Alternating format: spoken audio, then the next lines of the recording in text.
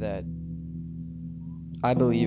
education is something that is growing at an exponential rate.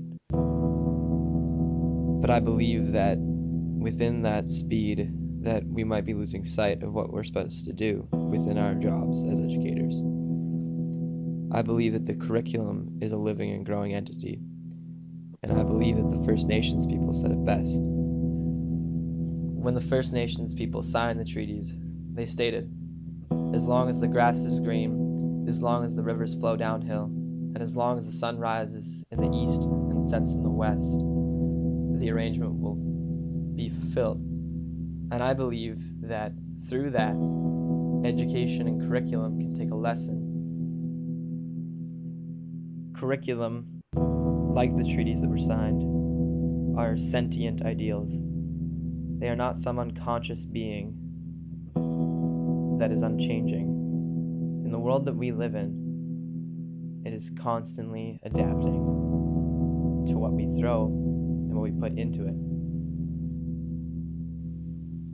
Personally, this year has been a challenge for me. I've come through a lot of hardships that I have not had to face before, and that has affected myself and what I've done. But I believe that that can be prescribed to education as well, because it takes determination and willpower to push through hardships, just as those that you will see as a beginning teacher. In ECS 210 this semester, I've learned that creating relationships that are functioning is an integral part to not only your personal life, but your professional one as well.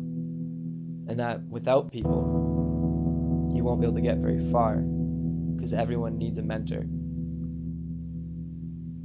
In the book, Against Common Sense by Kevin K. Kumashiro, he speaks about learning through the crisis. And in ECS 210, I felt that emotional distress while being challenged with some of the content and some of the hardships I faced by being absent. And he speaks about how causing that change in emotional distress is not exactly what causes learning, but it can cause the motivation to reach the goals that one wants to meet. I feel that facing these challenges and seeing some of the other challenges that people have faced through CS 210 has strengthened my ideals as becoming a future educator. And I believe that with that experience, I will be able to come into the classroom and apply that to the living curriculum and create a healthy environment that does not just teach the subject. It creates a warm, safe environment that will be welcoming of all types of people. Now, I think it'd be erroneous to state that I was the only person that grew. I think that everyone in that class grew in some sort of manner in their shapes of who they think they will be when they finally reach the classroom, who they are today, and what they will do with the curriculum when faced with certain challenges. I think that one of the most important things that I experienced and learned this semester in ECS 210 was from my seminar leader, Michelle Sorensen, and her approach towards education and curriculum. To her, it was a living and breathing document and ideal, and that you could make it your own, and it was constantly changing as you changed as a person. It doesn't have to be some rigid form as it has been for the past century.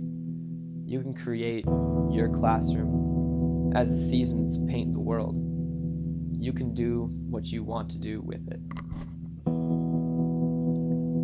I know that I am unique, and therefore that my curriculum will be unique. Thanks for watching my film.